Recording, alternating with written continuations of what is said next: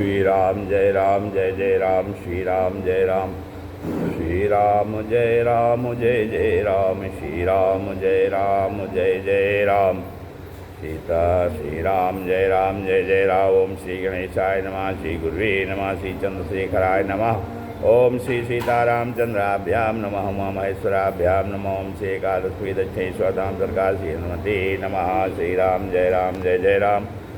अखंडमंडलाकारं व्याप्तं येन चराचरं तत्पदं दर्शितं येन तस्मै श्रीगुरुवे नमः।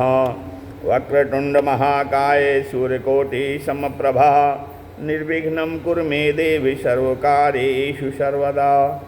भवानी शंकरो वंदे श्रद्धा विश्वासरूपिणो याभ्यां विना न पश्यन्ति सिद्धा स्वान्तस्थमीश्वरम्। शिवेति द्वयाक्षरं नाम व्याहरिष्यन्ति ये जनाः तेषां स्वर्गस्य मोक्षस्य भविष्यति न चान्यथा। नमस्ते नीलकंठाय वेदसे परमात्मने विश्वाय विश्वबीजाय जगदानंद हेतवे। नारायणं नमस्कृत्य नरं चैव नरोत्तमं देवीं सरस्वतीं व्यासं ततो जयमुदीरयेत्। नमो देव्यै महादेव्यै शिवायै सत्यं नमः। नमः प्रकृत्यै भद्रायै निहिता प्रणता स्मृतां। गाये गणपति जगवंदन शंकर सुवन भवानी के नंदन। गाये गणपति जगवंदन शंकर सुवन भवानी के नंदन। सिद्धि सदन गज बदन विनायक, सिद्धि सदन गज बदन विनायक। कृपा सिंधु सुंदर सबलायक, कृपा सिंधु सुंदर सबलायक। मोदक प्रिय मुद मंगल दाता, मोदक प्रिय मुद मंगल दाता। विद्यावारिधि बुद्धि विधाता, विद्यावारिधि बुद्धि विधाता।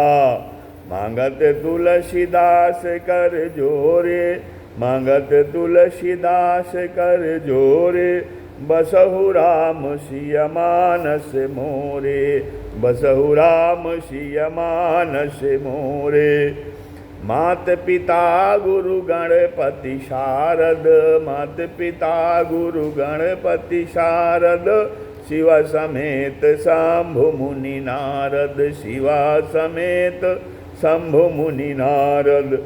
महावीर बिनवो हनुमाना, महावीर बिनवो हनुमाना। राम जासु जस आपु बखाना, राम जासु जस आपु बखाना। सुख सनकादि भगत मुनि नारद, सुख सनकादि भगत मुनि नारद। जे मुनिवर विज्ञान विशारद, जे मुनिवर विज्ञान विशारद। अरे प्रणवों सबहि धरनि धरि सीसा, प्रणवों सबहि धरनि धरि सीसा। करो कृपा जन जानि मुनीसा, करो कृपा जन जानि मुनीसा। ओम नमः शिवाय, हरि ओम नमः शिवाय, नमः शिवाय, ओम नमः शिवाय, ओम नमः शिवाय, हरि ओम नमः शिवाय, नमः शिवाय, ओम नमः शिवाय। हर हर भोले नमः शिवाय, हर हर भोले नमः शिवाय, नमः शिवाय, ओम नमः शिवाय, हरि ओम नमः शिवाय, नमः शिवाय, ओम नमः शिवाय। हर हर भोले नमः शिवाय, नमः शिवाय, ओम नमः शिवाय, ओम नमः शिवाय, हरि ओम नमः शिवाय, नमः शिवाय, ओम नमः शिवाय, नमः शिवाय, ओम नमः शिवाय। हर हर भोले नमः शिवाय, हर हर भोले नमः शिवाय, नमः शिवाय, ओम नमः शिवाय, नमः शिवाय, ओम नमः शिवाय। ओम नमः शिवाय हरि ओम नमः शिवाय ओम नमः शिवाय हरि ओम नमः शिवाय नमः शिवाय ओम नमः शिवाय हरे हरे भोले नमः शिवाय हरे हरे भोले नमः शिवाय नमः शिवाय ओम नमः शिवाय नमः शिवाय ओम नमः शिवाय हरि ओम नमः शिवाय ओम नमः शिवाय हरि ओम नमः शिवाय नमः शिवाय ओम नमः शिवाय हरे हरे भोले नमः शिवाय नमः शिवाय ओम नमः शिवाय। ओम श्री शंकर भगवान की जय, श्री सीताराम जी की, चंद्र भगवान की जय, श्री एकादश मुखी हनुमान जी महाराज की जय, व्यास जी महाराज की जय, श्री शिव महापुराण की जय, सनातन धर्म की जय, इष्ट देवता की जय, स्थान देवता की जय, कुल देवता की जय, नगर देवता की जय, सब संत भक्तन की जय। जय जय भोलेनाथ, हर हर महादेव। जय जय श्री गिरिजा रमण, जय जय भूत किशोर, जय जय श्री गिरिजा रमण, जय जय भूत किशोर, जय भक्तन सर्वस्व प्रभु, जय भक्तन सर्वस्व प्रभु, जय गणपति चित चोर, जय गणपति चित चोर, जय भक्तन सर्वस्व प्रभु, जय गणपति चित चोर। श्री राम जय राम जय जय राम, हर हर महादेव शंभो। श्री राम जय जय राम, श्री राम जय जय राम। सत्संग के क्रम में आज श्री शिव महापुराण के रुद्र संहिता के पार्वती खंड में पार्वती की माता को शाप का प्रसंग चल रहा है।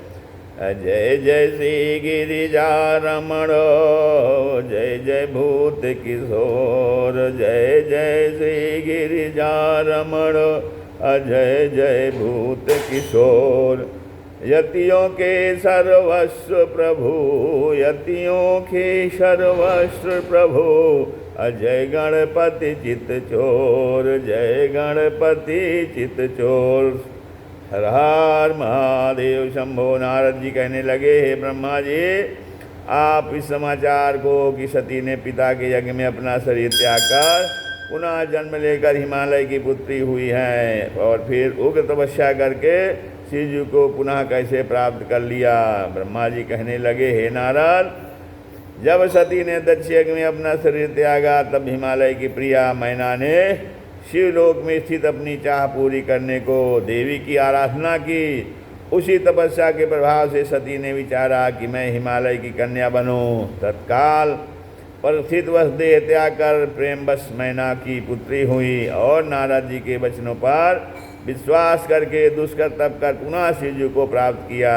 नारद जी कहने लगे, हे देव, जिसके घर पार्वती जैसी कन्या उत्पन्न हुई उस मैना के विवाह आदि की कथा श्रवण कराइए। ब्रह्मा जी कहने लगे, एक समय देवगणों ने पितरों के पास जाकर कहा कि आप अपनी मैना नाम की कन्या का विवाह हिमालय के साथ कर दीजिए। पितरों ने शाप को समझकर अपनी कन्या हिमालय को अर्पण कर दी और अनेक प्रकार का दहेज दिया। इस प्रकार मैना हिमालय के पास में सानंद से रहने लगी। नारद जी कहने लगे, हे देव, मैना को शाप कैसे और किसने दिया था, इस कथा को सुनाकर मेरा संदेह दूर करिए। अब ब्रह्मा जी कहने लगे कि पहले मैंने आपको यह कथा सुनाया है कि दक्ष के 60 कन्याएं हुई थी, उनमें से स्वधा पितरों को ब्याही गईं। उनकी 3 कन्याएं हुई, मैना, धन्या और कलावती। एक बार ये तीनों बहनें श्वेत रूप में विष्णु भगवान का दर्शन करने गईं और दर्शन करके वहीं पर बैठ गईं। उसी समय वहाँ सनकादिक भगवान का दर्शन करने आए। वे भी भगवान को प्रणाम कर सबके द्वारा सम्मानित होकर के बैठ गए और इन कन्याओं से कहने लगे कि हे पितरों की कन्याओं, हमारे आने पर न तो तुम खड़ी हुई न हमको प्रणाम किया है। तुमने श्रुति का भेद नहीं जाना। जाओ तुम स्वर्ग से नीचे जाकर मनुष्यों की स्त्रियां होंगी। तब साप को सुनकर तीनों बहनें कहने लगी, हे मुनिवर, हमारे अपराध को क्षमा करो, हम पर कृपा करो कि हमको पुनः स्वर्ग की प्राप्ति हो जाए। अब सनकादि कहने लगे, अब तुम हमारा शोकनाशक वचन सुनो। संसार में विष्णु का अंश जो हिमालय मृत्युलोक में वर्तमान है, यह ज्येष्ठा महीना उसी की भार्या होगी, इसी की पुत्री पार्वती होगी। दूसरी धन्या जनक अर्थात शीर्ध्वज की पत्नी होकर सीता पुत्री से धन्य होगी। कलावती ब्रह्मभान को पाकर राधा को जन्म देगी। और फिर मैना की पार्वती उत्पन्न होकर कठिन तपस्या कर शिव को प्राप्त करेंगी। धन्या सुनैना की सीता श्री राम की पत्नी होकर अनेक लीला करेंगी।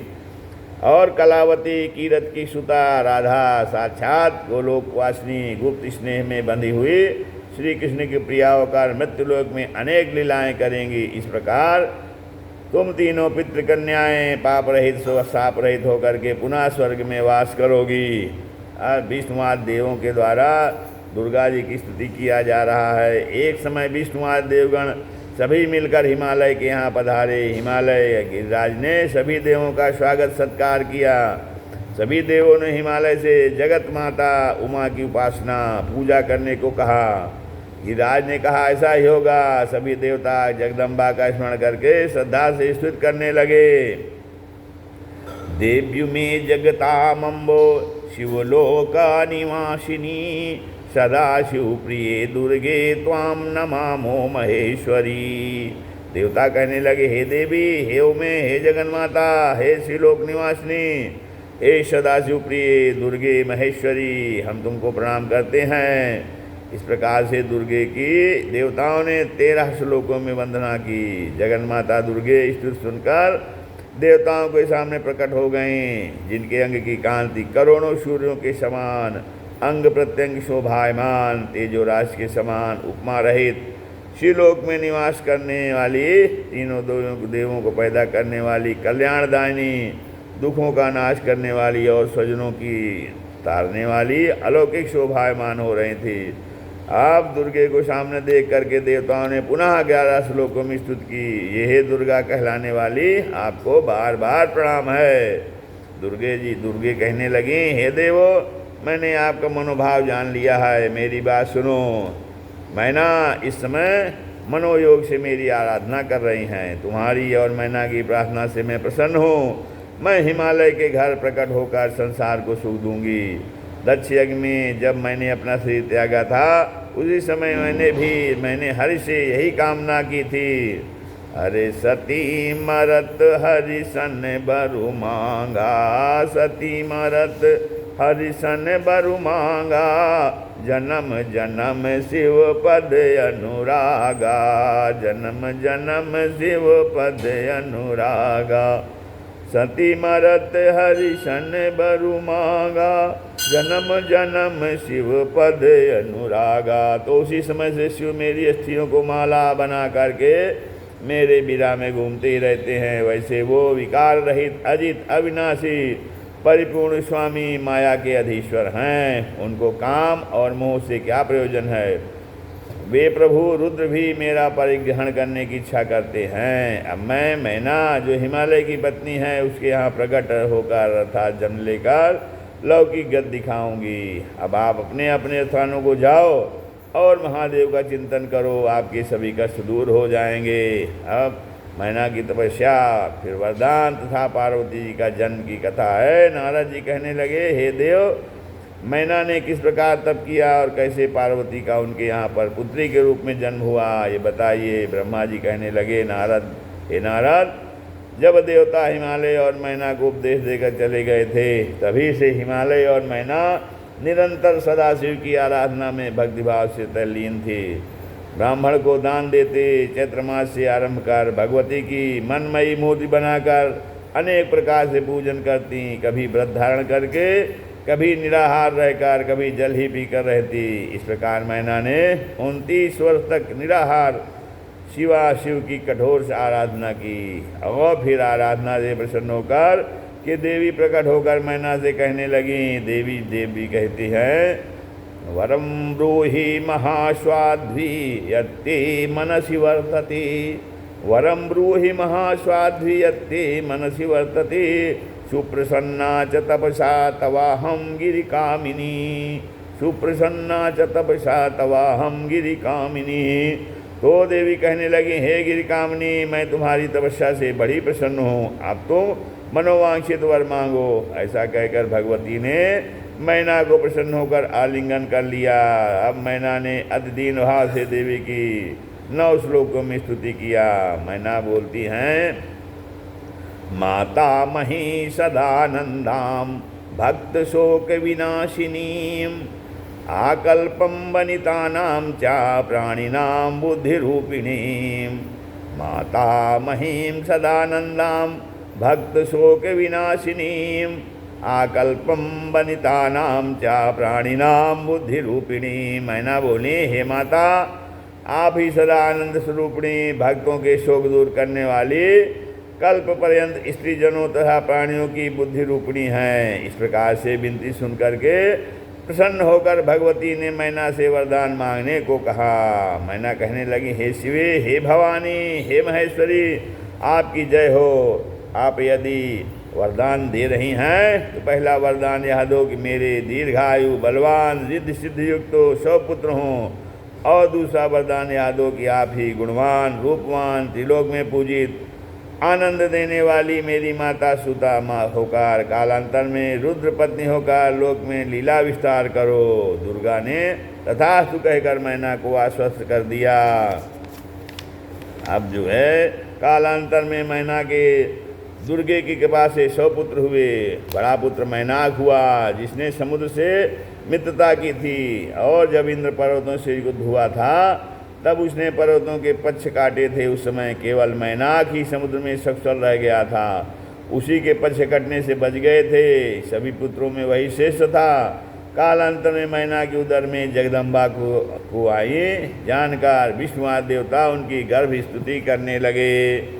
देवता कहते हैं, दुर्गे जय जय प्राज्ञे जगदम्बो महेश्वरी। दुर्गे जय जय प्राज्ञे जगदम्बो महेश्वरी। सत्यव्रते सत्यपरे त्रिसत्ये सत्यरूपिणी। सत्यव्रते सत्यपरे त्रिसत्ये सत्यरूपिणी। देवता कहने लगे, हे दुर्गे, हे जगदम्बे, हे महेश्वरी, आपकी जय हो। हे सत्यवते, हे सत्यनारायणी, हे सत्य स्वरूपिणी, आपकी जय हो। आप समय आने पर 10वें महीने में जगदम्बे ने गर्भ से बहिर्भूत होने की इच्छा की। उस समय आकाश निर्मल, वन, सागर और पृथ्वी मनमोहक हो गई। सरोवरों का जल शुद्ध होकर उसमें कमल खिलने लगे। मंद मंद सुगंधित पवन चलने लगी। चारों तरफ हर्ष का वातावरण हो गया। अब जो है भगवती का जन्मोत्सव तथा नारद जी का आगमन की कथा है। ब्रह्मा जी कहने लगे, नारद जी, भगवती बसंत ऋतु के श्रेष्ठ महीने चैत्र मास की 9वीं तिथि तथा मृगशिरा नक्षत्र में आधी रात के समय चंद्रमंडल से गंगा के समान अंबिका प्रकट हुई और मैना के गर्भ में आया तो भावमय था। जैसे समुद्र से लक्ष्मी प्रकट हुई थी, उसी प्रकार मैना के गर्भ से प्रकट हुई। उस समय मेघ गरज गरज कर वर्षा कर रहे थे, मंद मंद हवा चल रही थी और पुष्पों की वर्षा होने लगी थी। हिमालय और मैना के महल में इस प्रकार आनंद छा गया। श्री राम जय जय राम। अरे जन्मी है दुर्गे मैया, जन्मी है दुर्गे मैया, महल में बाजे बधैया। जन्मी है दुर्गे मैया, महल में बाजे बधैया। नगर में बाजे बधैया, नगर में बाजे बधैया।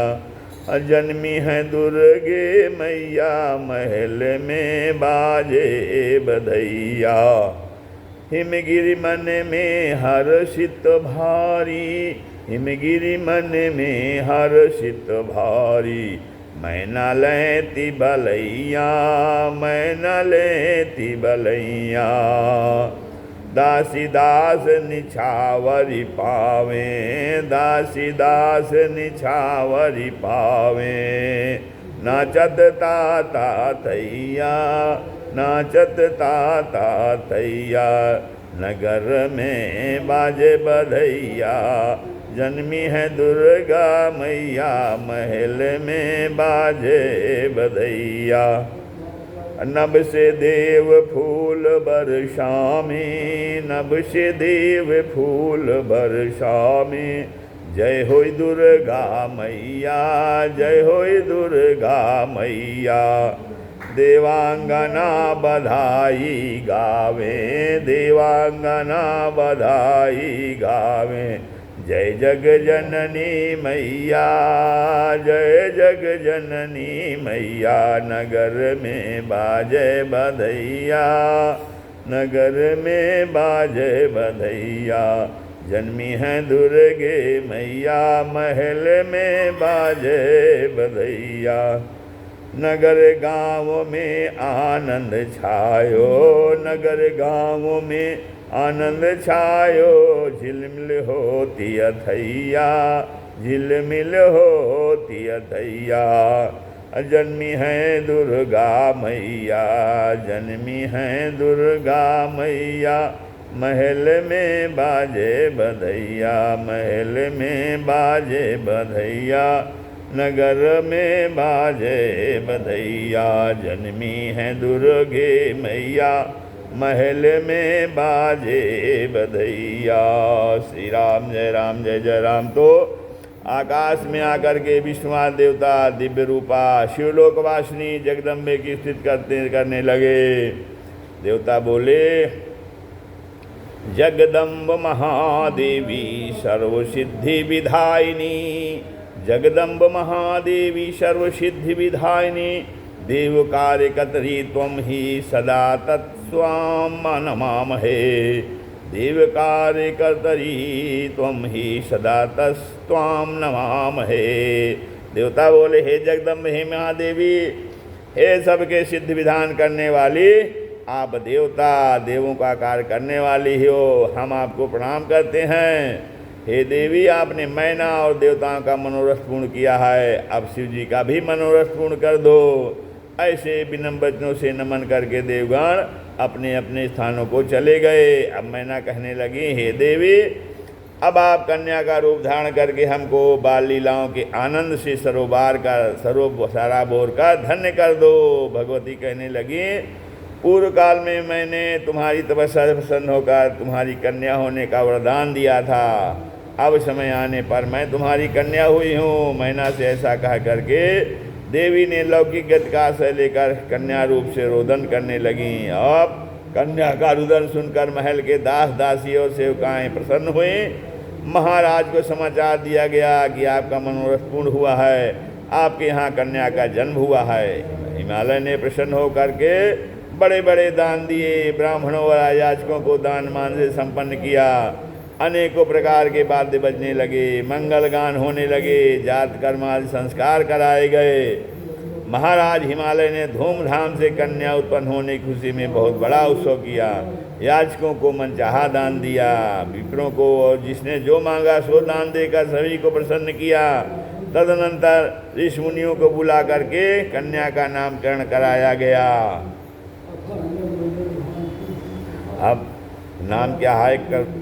ना काली तारा महाविद्या खोडसी भुवनेश्वरी, काली तारा महाविद्या खोडसी भुवनेश्वरी।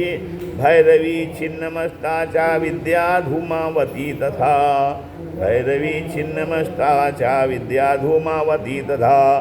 बगलामुखी सिद्ध विद्या मातंगी कमलात्मिकी इत्यादि पद्म प्रणीतम नामेत्यर्थः। ऋषियों ने काली, तारा, महाविद्या, खोडसी, भुवनेश्वरी, भैरवी, छिन्नमस्ता विद्या, धूमावती, बगलामुखी, सिद्ध विद्या, मातंगी और कमलात्मिका आदि नाम रखकर हिमालय से प्रचुर मात्रा में दान द्रव्य प्राप्त किया। महाराज हिमालय से विदा लेकर सभी ऋषि मुनि अपने अपने स्थानों को चले गए।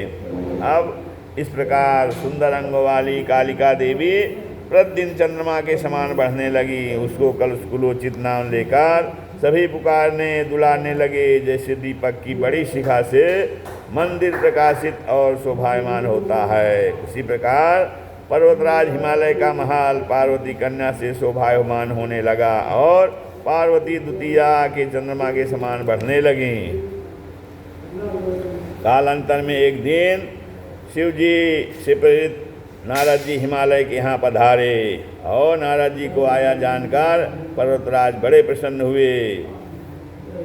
शैलराज बड़ आदर दीना, शैलराज बड़ आदर कीना, पद पखारी बर आसन दीना, पद पखारी बर आसन दीना। तो हिमालय ने मैना सहित मुनिराज के चरणों को धोकर महल में उस जल को छिड़क कर पवित्र किया। पार्वती को बुलाकर नारद जी के श्री चरणों में प्रणाम करवाया।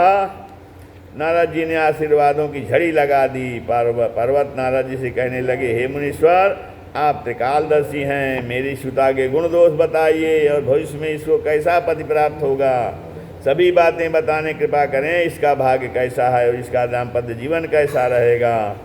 हिमालय के वचनों को सुनकर के नारद जी पार्वती को देखकर कहने लगे, हे हिमालय सुनिए, कहा मुनि बिहसी गूढ़ मृदुबानी, कहा मुनि बिहसी गूढ़ मृदुबानी, सुता तुम्हारी सकल गुण खानी, सुता तुम्हारी सकल गुण खानी। असुंदर सहज सुशील सयानी, सुंदर सहज सुशील सयानी, नाम उमायांबिका भवानी, नाम उमायांबिका भवानी। सब लक्षण संपन्न कुमारी, सब लक्षण संपन्न कुमारी, होई संतत पियहि पियारी, होई संतत पियहि पियारी। एकर नाम सुमिर संसारा, एकर नाम सुमिर संसारा, प्रिय चढ़ी हैं पतिव्रत असिधारा, प्रिय चढ़ी हैं पतिव्रत असिधारा।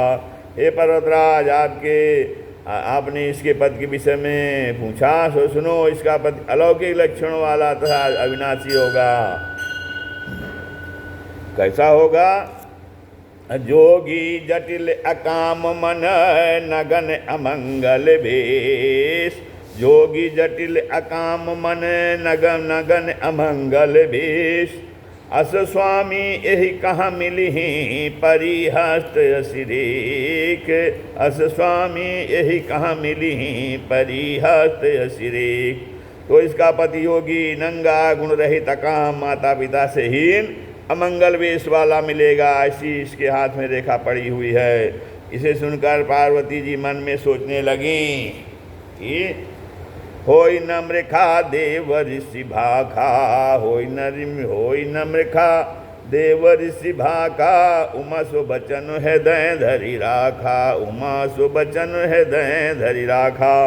अब नारद जी की वाणी कभी असत्य नहीं हो सकती, ऐसा मन में विचार कर मन में प्रसन्न होकर शिव जी के चरणों में मन को लगा दिया और मन में प्रसन्न होकर लज्जा से नीचे झुका लिया। नारद जी हिमालय से आगे कहने लगे, अरे यद्यपि बर अनेक जग माही, यद्यपि बर अनेक जग माही, यही कहाँ शिव तज दूसर नाही, यही कहाँ शिव तज दूसर नाही।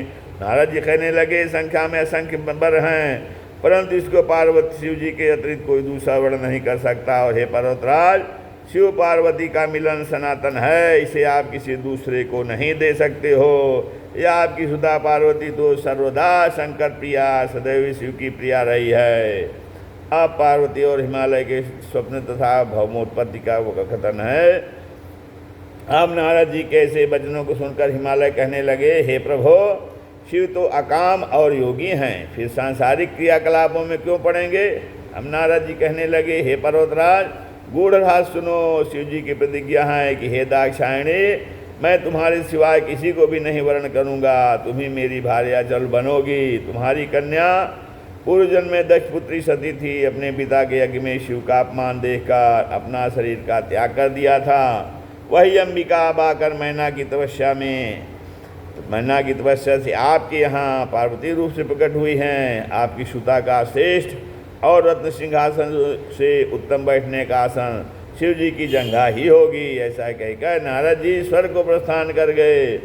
अब नारद जी के वचनों को सुनकर हिमालय का संदेह दूर हो गया। समय बीतने पर एक दिन मैना कहने लगी, हे नाथ, मैं नारद जी के वचनों को समझ नहीं पाई हूँ। अब आपसे मेरी विनती है कि आपको पार्वती की प्रसन्नता के लिए कोई सुंदर, सुशील और योग्य वर तलाश कर उसी से उसका विवाह कर देना चाहिए।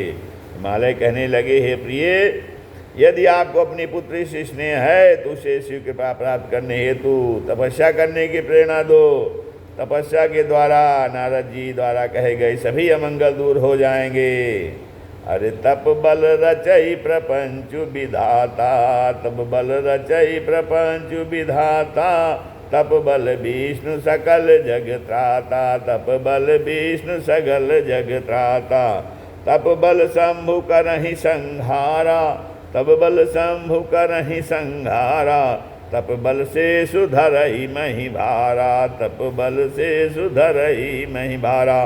तब हिमालय के प्रिया उपदेश देने के निमित्त पार्वती के पास गए, लेकिन उसके सुकोमल अंगों को देखकर कुछ बोल नहीं पाई। तब सर्वज्ञा पार्वती कहने लगी, हे माता, आज मैंने एक तपस्वी को देखा है। वह तपस्वी ब्राह्मण मुझसे श्रद्धा से शिव की कृपा प्राप्त करने को तप करने को कह रहा है। मैना ने आज वह समाचार गिरिराज को सुनाया। हिमालय भी कहने लगे, हे प्रिय, रात्र के अंतिम प्रहर में देखा है कि एक सुंदर तपस्वी मेरे पुर के समीप तपस्या करने आया है। मैंने अपनी श्रुता को उनकी सेवा में रखने की प्रार्थना की, परंतु उन्होंने मना कर दी। अधिक अन्य विनय के बाद में उन्होंने कन्या द्वारा स्वीकार की और कन्या द्वारा सेवा स्वीकार किया। हेरवारान ने मैंने भी यह स्वप्न देखा है। कुछ समय बाद शिवजी गणों के साथ हिमालय शिखर पर सती के वियोग से व्यतीत होने के कारण तप करने पधारे। तप में संलग्न शिवजी की पार्वती अपने सखियों के साथ सेवा करने लगी। काम बाण से विद्ध होते हुए भी शिवजी विकार को प्राप्त नहीं हुए। देवताओं ने उनके मोहन को कामदेव को भेजा। अब उसको शिवजी ने भस्म कर दिया और वहाँ से अंतर ध्यान हो गए। तब पार्वती ने बहुत समय तक तप किया। लौकिक रीत से विष्णु जी ने शिव जी को पार्वती के साथ विवाह करने को राजी कर लिया। तब शिव ने पार्वती के साथ विवाह किया। हे नारद, यह सब चरित्र आपको सुनाया गया। सती के गहैया प्रेम, सती के छड़ैया जोगी, काम के बचैया पूरे, काम के नसैया तुम। सती के गहैया प्रेम, सती के छड़ैया जोगी, काम के बचैया पूरे, काम के नसैया तुम। जग के भरैया शिव, जग के भरैया काल, पशुपति गहैया, पाशुपति के चलैया तुम। पशुपति गहैया, पाशुपति के चलैया तुम। अवघड़ दिवैया दानी, अवघड़ छनैया मस्त, अवघड़ दिवैया दानी, अवघड़ छनैया मस्त। अवघड़ कहैया खासे, अवघड़ नचैया तुम। अवघड़ कहैया खासे, अवघड़ नचैया तुम। सूल के धरैया, रखवारी के करैया प्रभु। सूल के धरैया, रखवारी के करैया प्रभु। लाज के रखैया आज, लाज के बचैया तुम। लाज के रखैया आज, लाज के बचैया तुम। श्री राम जय राम जय जय राम। आप भौमोत्पत्ति की महत्व और भौमोत्पत्ति तथा ग्रहत्व की प्राप्ति। नारद जी ब्रह्मा जी से कहने लगे, हे देव, शिव जी हिमालय पर तपस्या करने कब गए? काम क्षय कैसे हुआ था? शिव पार्वती किस प्रकार बंधन में बंधे? यह सब वृत्तांत मुझे बताने की कृपा करिए। अब नारद जी के ऐसे वचन सुनकर ब्रह्मा जी कहने लगे, हे नारद, शंकर जी सती के वियोग के कारण विराट से दुखी होकर के गृहस्थ की सद्भक्ति सदाचार को त्याग कर दिगंबर ही रहने लगे। भ्रमण करते करते हिमालय के स्थान में जाकर के जो है वो समाधि लगाकर ध्यान करने लगे। मायाधीश शिव बहुत समय तक वहाँ समाधि में रहने के कारण एक दिन समाधि त्यागी। तप करते समय जो पसीना ललाट स्थान से गिरा, उस पसीने से एक बालक उत्पन्न हो गया। वह बालक 4 भुजा, लाल आकार, मनोहर आकृति तथा अलौकिक तेज से युक्त था। वह शिव के समीप साधारण शिशु की तरह रोने लगा। तभी वहाँ शिव से प्रेरित भूमि ने उसे उठाकर दूध पिलाया। तो फिर शिव जी कहने लगे, हे भूमि पृथ्वी, यह बालक तेरा हितकारी होगा या तेरे ही नाम से विख्यात होगा। तीनों तापों से रहित भूमिदानी और मेरे लिए सुखकारी होगा। तब शिवाज्ञा प्राप्त कर पृथ्वी खुश होकर चली गई। तब यह बालक भव नाम को प्राप्त होकर युवावस्था को प्राप्त कर शिव कृपा से घात को प्राप्त कर बहुत काल तक शिव जी की सेवा करके शुक्र से भी ऊपर दिव्य लोक को प्राप्त कर स्थिर हुआ। शिव पार्वती की तपस्या बता रहे हैं। जब शंकर जी को हिमालय के यहाँ पार्वती के जन्म होने का समाचार प्राप्त हुआ तो नंदी आदि कुछ गणों को लेकर हिमालय के गंगा अवतरण स्थान में जाकर तप करने लगे। पर्वतराज को जब ज्ञात हुआ कि शिव जी यहाँ कर ध्यान मग्न होकर विराजे हैं तो अपने सेवकों सहित उस स्थान पर जाकर श्रद्धा से पूजा करके वंदन किया और कहने लगे, हे प्रभु, आपने यहाँ आकर मुझे स्नात कर दिया, मेरा जन्म धन्य हो गया। शिव जी कहने लगे, हे पर्वतों के अधिपति, मैं आपके स्थान पर तपस्या करने आया हूँ। मैं यहाँ एकांत चाहता हूँ, मेरे पास कोई नहीं आए, मेरी तपस्या निर्विघ्न हो ऐसी व्यवस्था कर दीजिए। हिमालय कहने लगे, आप निर्विघ्न तपस्या कीजिए, मैं आपकी सेवा करूँगा। घर आकर हिमालय ने अपने सेवकों को आदेश दिया कि गंगा अवतरण क्षेत्र में कोई भी न जावे और पार्वती को साथ लेकर पूजा सामग्री के सहित शिव जी के पास जाकर उनके सामने पूजा सामग्री को रखकर कहने लगे, हे दयालु शंकर जी, मैं और मेरी पुत्री आपकी सेवा करना चाहते हैं, कृपा करके आज्ञा प्रदान करें। मैं अपनी पुत्री के साथ नित्य आपके पास सेवा करने आया करूँगा। शिव जी कहने लगे, हे पर्वतराज, आपकी सेवा भावना का मैं स्वागत करता हूँ, लेकिन हे पर्वतराज सुनो, स्त्रियों के साथ से विषोत्पत्ति हो तब ध्यान में विघ्न उपस्थित हो जाता है। मैं तुमको श्रीमद् भगवद गीता में जो वर्णित है उस आख्यान को सुनाता हूँ। मात्रा स्वस्रा दुहित्रा वा ना विविक्ता सनो भवेत्, बलवान इंद्रिय ग्रामो विद्वान समपि करसति। मात्रा स्वस्रा दुहित्रा वा ना विविक्ता सनो भवेत्, बलवान इंद्रिय ग्रामो विद्वान समपि करसति। भागवत में वर्णन आया है कि माता, सास और पुत्री के पास भी एक आसन पर नहीं बैठना चाहिए, क्योंकि बलवान इंद्रियों का समूह विद्वानों के मन को भी आकर्षित कर लेता है। तप में तत्पर शिव जी के ऐसे वचनों को सुनकर स्वयं भवानी कहने लगी, हे प्रभु, कर्मों की शक्ति प्रकृति कहलाती है, उसी में सबकी उत्पत्ति, पालन और संहार होता है। हे प्रभु, आप कौन हैं? सूक्ष्म प्रकृति कौन है, इसका विचार करिए। प्रकृति के बिना लिंग रूपी महेश्वर किस प्रकार हो सकते हैं?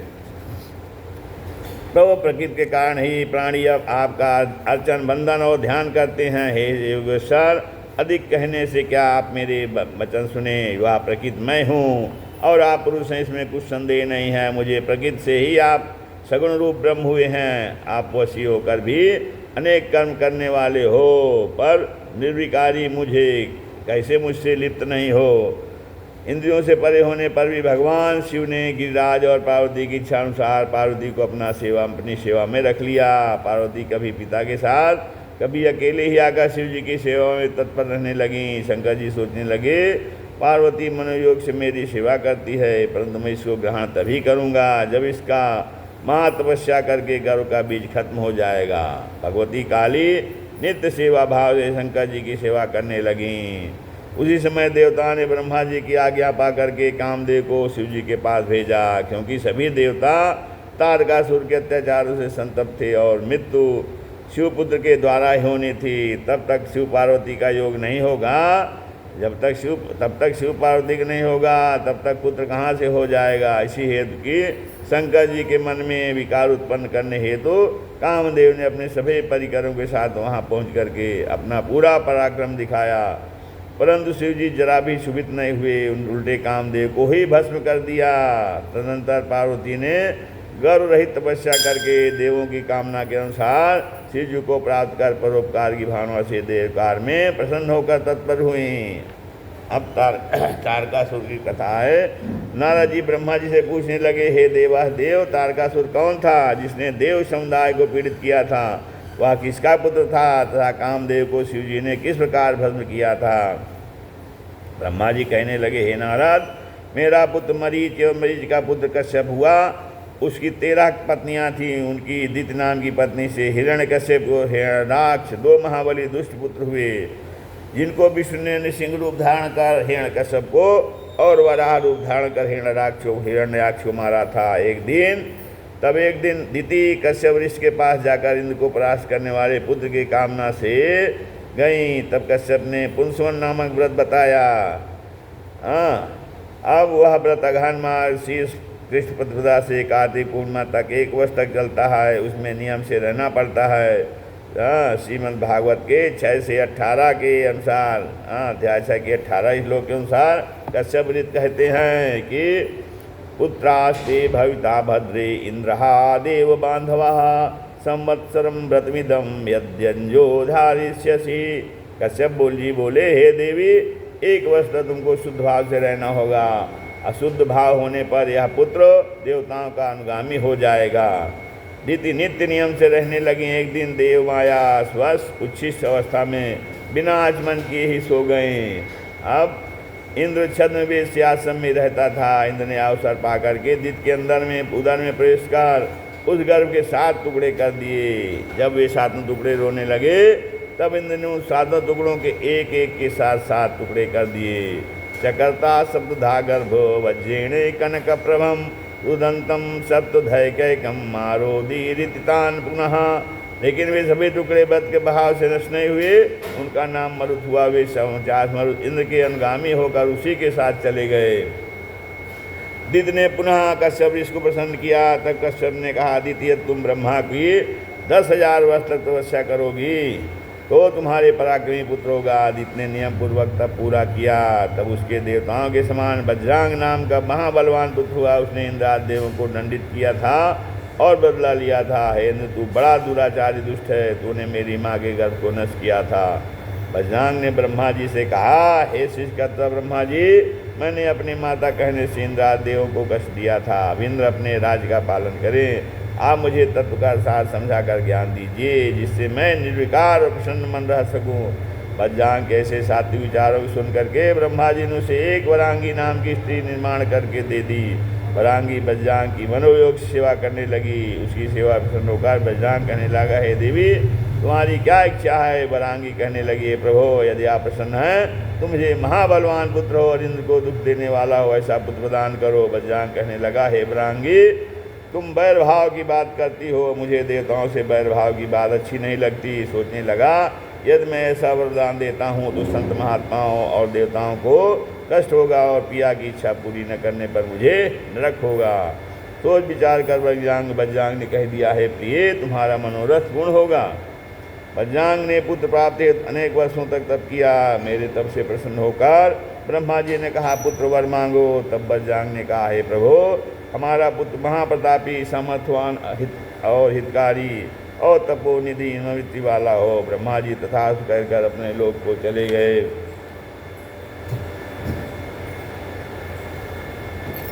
फिर समय पर वरांगी के महाबली दिशाओं में प्रकाश करने वाला पुत्र हुआ। उसके पैदा होने के समय उल्कापात होने लगा। पृथ्वी डगमगाने लगी। नदियाँ क्षुभित होने लगीं। बड़े बड़े वृक्षों को उखाड़ती हुई पवनें चलने लगी। सिंगाल और लूक मुँह से अग्नि निकालने लगे। बस्ती के भीतर जाकर के गीदड़ रोने लगे। ग्राम सिंह ऊपर को गर्दन कर रोने लगे। गर्दभ भी मस्त होकर अपने खुरों से पृथ्वी खोदने लगे। गायों के थनों से रुधिर निकलने लगा। देव प्रतिमा रोने लगी। मेघ रुधिर रात की वर्षा करने लगे। बिना आंधी के वृक्ष करने लगे। ऐसे उत्पादों के मध्य हुआ तारक नाम वाला दैत्य अपनी माता से आज्ञा लेकर ब्रह्मा जी की विधिपूर्वक तपस्या करने लगा। तप बल ती जग से जय विधाता, तप बल विष्णु भय परित्राता, तप बल शंभु करहि संहारा, तप में ते अगम न कछु संसारा, तप बल विप्र सदा बरियारा, जिनके कोप न को रखवारा। तब उसने अग्नितापी 100 वर्ष तक नीचे मुँह ऊपर को पैर करके 100 वर्ष तक हाथों से ही पूरे शरीर को उठाकर और 100 वर्ष तक पृथ्वी की शाखा पर नीचे मुँह करके अग्निशोत्र का धूम सूंघता रहा। कठिन तपस्या कर रहा। उसके शरीर से निकलने वाले तेज से देवताओं के लोग जलने लगे। हे नारद, उसे पीड़ित होकर ऋषि मुनि और देवता लोग मेरे पास आए और सारा समाचार बताया। मैंने उनकी प्रार्थना पर तारकासुर के पास जाकर कहने लगे, हे तारक, मैं तेरी तपस्या से प्रसन्न हूँ, तुम मनोवांछित वर मांगो। अब तारकासुर कहने लगा, हे प्रभु, यदि आप मुझसे प्रसन्न हैं तो ऐसा वरदान दो कि आपके शिष्य में जितने लोग हैं उनमें कोई भी मेरे समान बलवान ना हो। दूसरा वरदान यह दो कि मेरे मित्र शिव के वीर से उत्पन्न पुत्र द्वारा ही हो। ब्रह्मा जी तथास्तु कहकर चले गए। वर पाकर तारकासुर प्रसन्न होकर शोणितपुर को चला गया। वहाँ दैत्य गुरु शुक्राचार्य ने उसे त्रिलोकी का आधिपत्य देकर के अभिषेक कर दिया। महादैत्य तारकासुर त्रिलोकी का नायक हुआ। चर चर सबको पीड़ित कर अपना शासन लागू किया। उसने इंद्र से ऐरावत, कुबेर से नवनिधिया, वरुण से श्वेतवर्ण के घोड़े तथा ऋषियों से कामधेनु, भय से समुद्र ने रत्न प्रदान किए। वायु अनुकूल चलने लगी, सूर्य साज भाव से तपने लगा। उसने पितरों से उनका हव्य भी ग्रहण कर लिया। देवताओं के स्थानों में दैत्यों को बसा दिया। हे नारद, उस समय कोई स्वतंत्र नहीं था। तारक असुर भयो ते ही काला, भुज प्रताप बल तेज विशाला।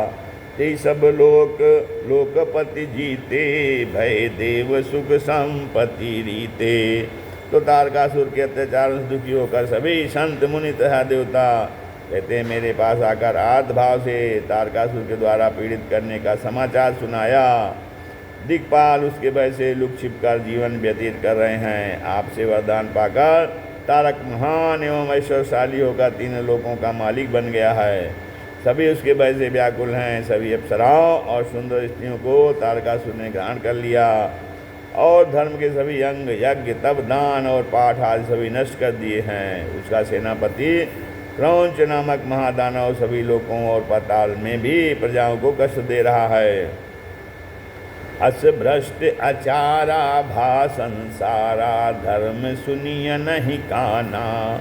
अस भ्रष्ट आचारा भा संसारा, धर्म सुनिय नहीं काना। तेहि बहुविध त्रासई देश निकासई, जो कह वेद पुराना। तेहि बहुविध त्रासई देश निकासई, जो कह वेद पुराना। तो तारकासुर ने सभी को जीत लिया है। हे ब्रह्मा जी, हमें नारायण के कवच से आशा थी, लेकिन वाचक भी उसके गले में पुष्प की भांति कुंठित हो गया। श्री राम जय राम जय जय राम, श्री राम जय राम जय जय राम। कथा विसर्जन होते हैं सुनो वीर हनुमान, राम लखन सीता सहित हृदय करो विश्राम। जियावर